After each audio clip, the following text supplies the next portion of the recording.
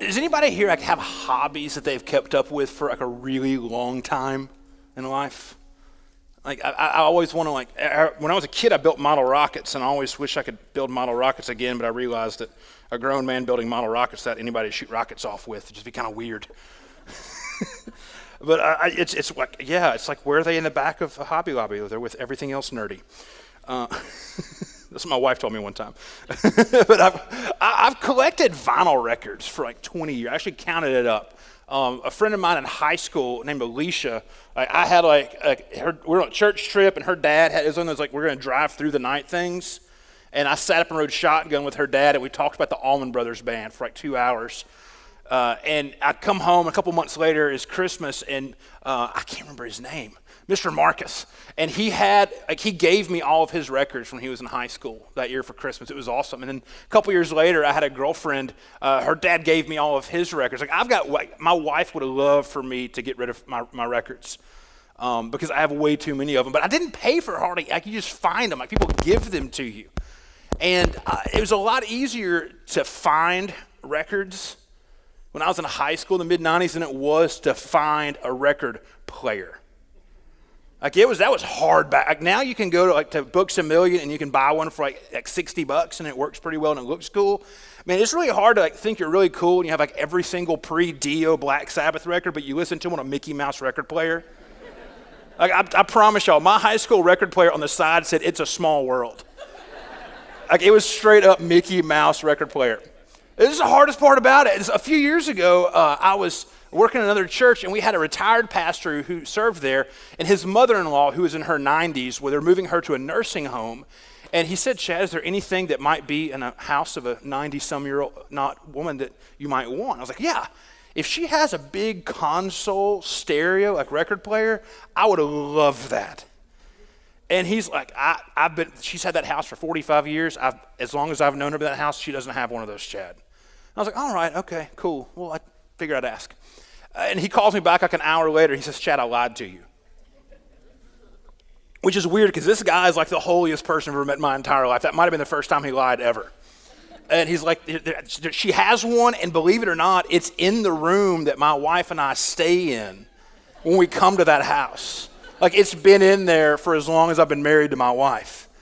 I always thought it was like a dresser or something. And it looks it's huge. And I boogied over there as quick as my truck could get to Lakeshore. And it's a gorgeous 1951 Sears tube stereo record player and radio. It was in fantastic shape. And I'm no more Mickey Mouse record player. I was really excited. It's gone now. I got it home, and I realized I kind of jumped the gun, and I wanted to try it out first, and I plugged it in, and it didn't work. And I was like, okay, well, I know a little bit about electronics, so without doing anything that you're supposed to do, I just immediately get my screwdriver, and I take the back of this thing off, and I begin looking at it, and I'm trying to source things out, and I'm not, if any of y'all know electronics, especially older electronics, there's these things called filter capacitors. The nickname for them is the death caps. Because if you don't drain the electricity out of them, it will give you a fantastic shock.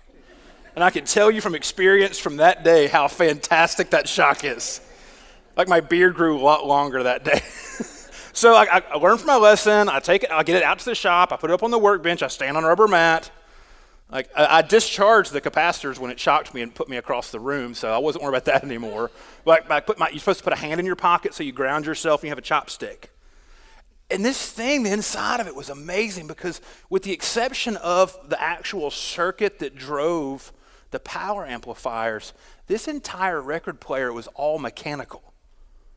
Meaning that it was pulleys and levers and gears and tension belts. And every single little thing caused something else to happen. So you pull a lever and you could see on the inside and how everything worked. And all it was this little rubber grommet was out on one thing, and I hooked it back together, and then you could change the speed. That was the only issue. And it took me 3 minutes to fix. Just one little thing leads to another, to another, to another. And if one of those little things doesn't work, the record player wouldn't work. This morning I want to talk with you about the mechanics of Easter. You know, we think about this, we sing songs about it, like we understand the concepts, but I want to talk about the mechanics. Like, what happens if just maybe one little part of that doesn't work? What can we learn from that situation? You know, for many of us, the power of the resurrection is something that we sometimes struggle with. Like, we know it as like a concept in our heads, but we want to see the reality of it. We get mad when we don't see the reality of it. But also to think about like everything we're celebrating today, like what is the one quality, the one thing that Jesus had in his life that caused him to rise from the dead? It's the mechanics of Easter. So we open up our Bibles to John 13, 1 through 5. We're going to actually pick up the story a few days before Jesus ran out this whole plan. But this is what it says. Before the Passover celebration, Jesus knew his hour had come to leave the world and return to his Father. He had loved his disciples during his ministry on earth, and now he loved them to the very end.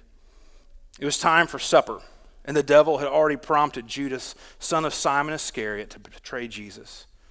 Jesus knew the Father had given him authority over everything, and that he had come from God and would return to God. So he got up from the table, took off his robe, wrapped a towel around his waist, and poured water into a basin. Then he began to wash the disciples' feet, drying them with the towel he had around them. So Jesus comes in, and we see all of these things. These first few verses are almost like the quickest story of the gospel, the quickest story of everything who Jesus was. So that he loved his disciples before, that he loved them then, that he has always loved them deeply. So he knew that his hour had come, that everything that his life had been hurtling towards was coming very, very close. He also said that he knew that every authority on heaven and earth had been given to him by his Father. So the next immediate action he took was very surprising, though. So he took off his robe. Status in this point in time was granted. So a weird way, like you can tell how important somebody was in Jesus' times by how many clothes they had on. And that wouldn't work. It's too hot down here for that. Ain't nobody that important. But Jesus starts disrobing. And he's down to his britches. And he wraps a towel around his waist. And this thing with the foot washing, this is something that everyone would have done when they come into the house. And you typically had a servant or a slave who was there for that specific activity. But Jesus is the master, because his disciples are in there with him. There's probably hundreds of people outside. I remember a few days ago, they had brought him into town, proclaiming him as this king. They were expecting a lot out of him. So he gets down to his drawers and wraps a towel around his waist and sits down with his disciples and puts himself possibly in one of the most intimate situations that you can imagine at the time, begins to wash their feet. He puts himself down below them significantly. He walks in as the most important person in the room, fully aware of who he is, what God is asking him to do, the entire situation in the world. So he begins to do this. That word "so" that we find in the scriptures, that word "so" is very important. All of these things had happened, and there was one thing left to do: to wash his disciples' feet. See, this is what God does. God doesn't come to us and ask us to raise him up higher. God's fully aware of what's going on. And the action that Jesus took that put this whole story in motion was an action of humility. If we talk about the mechanics of Easter, what's that lever pull that made this story go into high gear? It was placing himself in humility before other people. This is what God does. He humbles himself, even to those who are about to betray him. Judas is in there, fully aware of what's going to happen. So I'm going to humble myself before him. Place myself in an intimate and a vulnerable situation with him. And this narrative part of the story, it's easy for us to see this now, but 30, 40 years later, the Apostle Paul, he tells us almost the exact same story, but in just deeply more focused words. And this is a passage that we read, if you were with us on Ash Wednesday, just a couple of weeks ago. We read this. This is called the Christ Hymn. And this is what Paul reads to us. It's 2 Philippians, verse 5 through 11. And he says, you must have the same attitude that Christ Jesus had. Though he was God, he did not consider equality with God as something to cling to. Instead, he gave up his divine privileges. He took the humble position of a slave and was born as a human being. When he appeared in human form, he humbled himself in obedience to God and died a criminal's death on a cross. Therefore, God elevated him to the place of highest honor and gave him the name above all other names. That at the name of Jesus, every knee should bow in heaven and on earth and under the earth, and every tongue confess that Jesus Christ is Lord, to the glory of God the Father. Paul is telling us the same foot washing story, but is speaking about this on cosmic proportions. He's talking about not just the mechanics of Easter, but the mechanics of the entire gospel. He's telling us about Jesus and who God is and what God does. In the previous passage, we said that word so was kind of the hinge point. In this, we see the word instead. It plays off.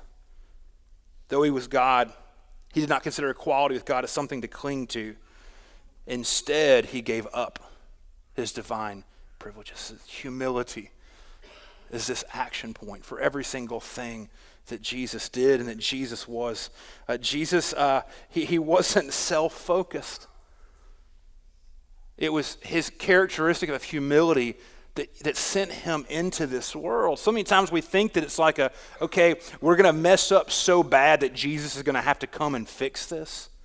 Have we ever thought this before? Struggle with this? Like we live in that world thinking that everything was good and perfect, but we just kept messing things up and then Jesus had to come down here. That's not the case. The root basis of who Jesus is his humility. Though he was God, he did not consider equality with God as something to cling to. Instead, he did this. This word cling to, it's interesting. It means steal. It said he did not consider equality as something to steal. And this is not just like normal theft. This is like when you come attack and take something for the purpose of getting something else. It's like pirate booty. That's what it is. He didn't consider equality with God as something to aggressively take.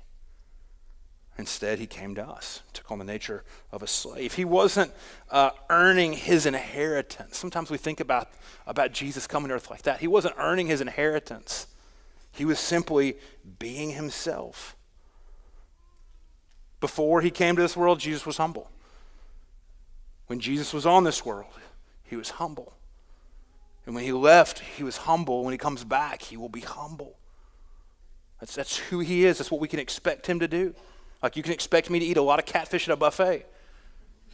You can expect Jesus to be humble. You have you know you have the things that you go to first too. It's who you are. You know, the grave for Jesus, it wasn't a tunnel. It wasn't this thing that he had to pass through. It wasn't a waypoint. It wasn't something, well, I got to do this so I can get this or so I can do this. It wasn't like he was graduating from high school so he could get to be big God then. It doesn't work that way. If it worked that way, he wouldn't be able to do all the things for us that he was able to do.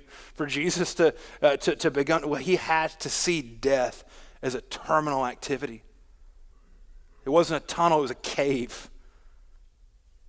Like Jesus couldn't save us if he wasn't willing to stay there forever. We try to take the cheap shots out of this sometimes.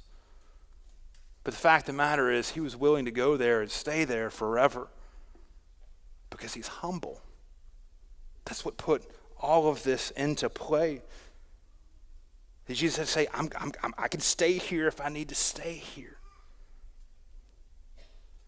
Jesus has washed our own feet, each of us figuratively.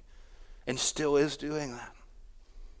So a couple things just for us to think this morning is this. The first one is just about the mechanics of Easter. The first one is this. The church is a community of the gospel. And if we're a community of the gospel, if we're a community of Easter, then we have to be a community of humility, both as people individually, but also corporately. And if you have a problem with church, I've had problems with church. So many times it stems from just a lack of humility. We either can do two things. We can either continue to have beef, or we can take on the actions of Jesus and say, I'm going to intentionally humble myself because I want to be like Jesus. And that's what he did. The second thing is this, that our frustration so many times with God stem from our own falsehood. And we can either choose to attach ourselves to him in humbleness and in humility, or we can just continue to make our own attempts to make him less self-sacrificing. Let me tell you a secret that I think I really have thought this for a while, and I feel much more comfortable saying it now. You know why I think Judas gave Jesus up? Because I think he was the first one to figure it out. I think all the other 11 disciples still thought Jesus was going to pull off some magnificent run the Romans out of town and sit on the throne kind of thing. And Judas was the first one to be like, he's acting really weird right now. I don't think this is going to trot out the way I want it to. I think he had the whole thing figured out. And I think that his deception and his willingness to turn Jesus over was simply one of two things. It was, hey, you know what? Let me make him do this because I know he can. Or let me just go ahead and get this over with so we can get on about our lives. I've already wasted 3 years. We either make the choice to be humble like Jesus, or we continue to just try to figure this out on our own and force Jesus into the boxes that we've made up. When we do that, we're going to continue to be frustrated because it's not humble. It's self-focused. The mechanics of Easter are different. Every little thing has the ability to change the next thing. There's a couple of ways that it can work out for us. We can have Easter not being used, sitting in a second bedroom for 45 years, masquerading as something different. It's right there, we've got one, but we're just never going to use it. Or we can attempt to rush in too quick, end up shooting ourselves across the room, getting shocked, when we don't realize the power of what we have sitting right in front of us. Or we can be willing to be patient, to be willing to change, to be willing to turn, to slow our roll a little bit. Take our time to look into things and realize what's actually going on. And then the next thing you know, we've got something amazing and something beautiful and something that's unlike anything else we've ever seen. It all happens, though, because of humility and our willingness to just be able to pay attention to that one thing that can change everything.